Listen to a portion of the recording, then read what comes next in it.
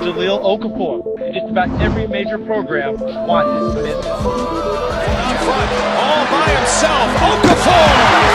That he's the most dominant, he has the most dominant ability of anybody in the draft, and that's his low post scoring. Oh, Jahlil Okafor has been kind of a bust, and I thought he was going to be better. You talking about a bust? It doesn't get much worse than that. Jahlil Okafor had one of the most stacked pre-NBA resumes in recent history. The dominating big was raised by two former collegiate players with some dominating genetics. He excelled from an early age, but his life was not without large amounts of struggle. Jahlil lost his mom at just 9 years old. This was the most difficult point in his life, and he used basketball as a therapy to work through it, which I'm sure most of us can relate to. He developed quickly into a star. The 6'7" 8th grader was getting offers from the top school in his area in DePaul University, and slipped into the most stacked high school in Chicago. And that's saying something. Chicago's basketball scene is something to behold, with Whitney Young featuring top-to-bottom Division I rosters year after year. He spent his freshman year learning from teammates and other elite players in the area as he built his skill set and his Chicago reputation around the block, before grabbing national attention his sophomore year. Averaging 22 and 12 with 5 blocks as a sophomore, Jahlil flew into the spotlight, ranked behind Andrew Wiggins as the second best player in the country. He became known for his unreal footwork paired with his bully ball style of play, with the softest hands in the game and all the finesse in the world. If you want to dominate the high school game, this is how you do it. He knew that no one could match up with him physically, and he had the skill to use his size to the best of his ability. There was no option but to double him, and when you did, he could split it, you could pass out of it, or he could just score over the both of you. I mean, it really didn't matter. He went on to win all the stupid awards that we love so much over the next few years.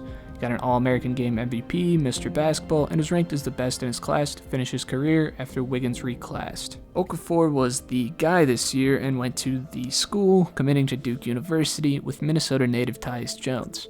His game transferred beautifully to the college scene. He came out making 25 of his first 30 field goal attempts. He was the most polished post player I've ever seen at the college level, and I don't think it's even close. This dude perfected his back to the basket game. He had 10 go-tos and counter moves out of each of them.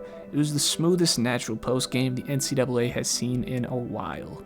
Jahlil was going to be a one and done, we all knew it, and he spent most of the year as the projected top pick in the draft. He dominated the NCAA, winning ACC Player of the Year with 17 and 8 averages on a stupid 66% from the field, as well as winning the national championship, leading his boys over the stacked Badgers roster.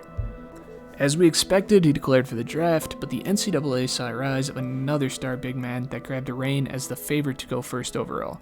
Karl Anthony Towns vs. Jahlil Okafor was one of the more controversial draft selections in recent memory.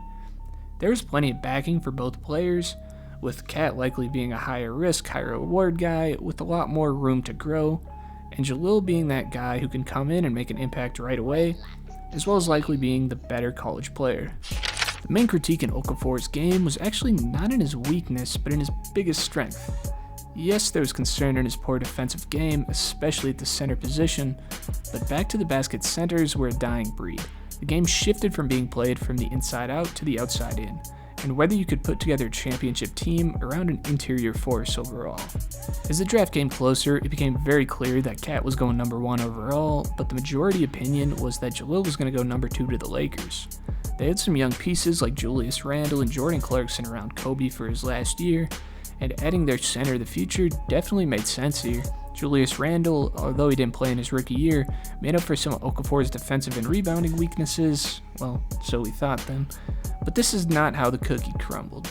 They selected D'Angelo Russell, kinda taking a gamble with the less complete prospect. That means Jahlil Okafor fell number 3 to Philadelphia. And this was horrible. Sam Hinkie had been putting out the worst teams possible for the past few years to collect top picks, of course known as the process, and had already burned top picks on other bigs in Nerlens Noel and Joel Embiid in the years prior to this. However, with Embiid out the year, it was the Jahlil show. He came in putting up big scoring numbers, logging 26 in his debut, with 17 and 7 totals on the season.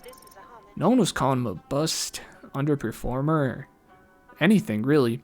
First team all-rookie, it was a good season. Outside of Kristaps and Cat, he was probably in that 3rd spot on the rookie scene. But that's where the positives end for his rookie career at least. His numbers were as empty as they get.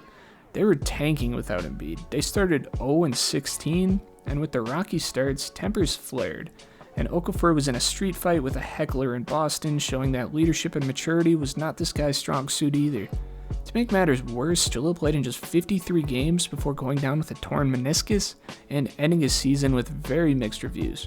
17-7 are legitimate numbers, but the technical flaws were very evident. He was a black hole on offense and a liability on defense, primarily in transition and the pick and roll, where his foot speed and his general laziness was exposed. Interesting enough, he also had the worst net rating on the team, getting outscored by an average of 16 points per 100 possessions on the floor. Ouch. Yeah, maybe not the season that it looks like on Basketball Reference. Coming into his sophomore season, he was on a minutes restriction with the injury, but also was sharing time with Joel Embiid. It took about one game for the always classy Philadelphia fans to forget about Okafor. Embiid was undoubtedly more talented, and Okafor was just not that guy anymore.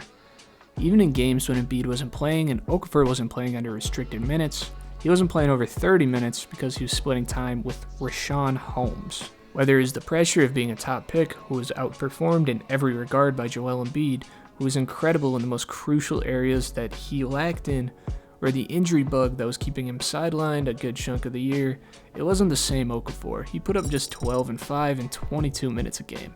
2 years ago, he's your number 3 pick, and you have him splitting time with Richaun Holmes. This was mismanagement by the Sixers. He's not your guy, okay, trade him. Give him some time to develop and play while you find a suitor. In return, you get a bigger trade package. But no, they said fuck that. Let's forget about the guy. Okafor requested a trade the following season in which they couldn't find any suitors. So instead of buying him out of his contract, they decided to waste everyone's time, let his stock plummet even more, and let him ride the bench for the first half of his third year, then traded him to the Nets for basically nothing. This situation gets even worse when you take into account that the team's executive's wife made up false rumors on anonymous Twitter accounts slandering Okafor, stating that's the reason he wasn't playing, basically just lying to cover their own asses. Now in Brooklyn, after sitting out half a season, Jahlil was clearly in terrible basketball shape, physically and mentally. He was overweight and diagnosed with depression and anxiety, and it showed on the floor. He made no improvements to any of his weak points thus far in the NBA. They waived him as everyone expected following this year. Yeah, that was fast, y'all. I mean, I know we move on fast, but that's how quickly the revolution against these post-up guys was. Basically useless at the end of his rookie contract. It didn't help that he was lazy and didn't do the little things like just set good screens and roll hard.